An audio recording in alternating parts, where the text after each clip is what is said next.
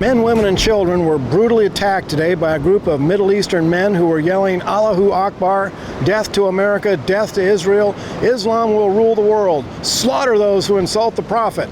The attackers were seen fleeing into a local mosque. Authorities say there is no reason to believe that Islam had anything to do with it. Yes, that is the kind of government stupidity we are dealing with today. The citizens of England are being stalked, harassed, beaten, and sometimes get their heads chopped off by Muslim immigrants to the UK. French citizens were recently massacred by Muslim immigrants over cartoons, and that was just after New Year's, where over 900 cars were burned by Muslim immigrants. What a way to celebrate the new year. But the French authorities said that's a positive development because Muslim car burnings were down by 10% from the year before. And of course, the arsonists were not identified as Muslims doing jihad. They were described as youth upset with the economy. Islam couldn't possibly have anything to do with it. Now, even worse, in the Netherlands, women who do not dress according to Muslim standards are being targeted by Muslim rape gangs, brutally destroying the lives of these young women as punishment for not being Muslim. Are you seeing a pattern here? I hope so, because political leaders in both the USA and Europe apparently can't see the Islamic connection. Islamic political donations might have something to do with that. Like pigs of the slaughter, citizens of Europe are being brutalized because of political correctness.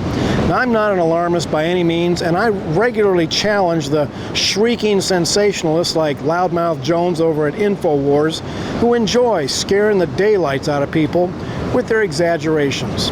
But this I know, Islam is on the march to terrorize the world and to force all of us to bow before their brutal ideology.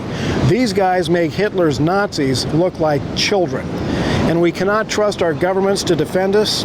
Law enforcement will do what they can, but when the political leaders refuse to take steps to stop Islamic invaders, it can only lead to violence and blood in the streets. England, France, and the Netherlands have been disarmed. Their citizens have no weapons with which to fend off the monsters of Islam. Here in the USA, we are very fortunate that our forefathers saw these days coming and declared that our right to keep and bear arms shall not be infringed. But the very same politicians who are welcoming the Islamic invasion are also trying to disarm us, just like the Europeans. Gee, what could possibly go wrong there? Me? I'm pretty much done with the Congress of the United States. Some of them are pretty good, but as a whole, they do more harm than good. Men and women of the USA, whenever you hear of a brutal surprise attack where people are massacred, I want you to think Second Amendment. My right to keep and bear arms shall not be infringed. We the people will not go quietly into the night. Anyone who wants to rape our daughters and slit our throats needs to be introduced to Buckshot and hollow points.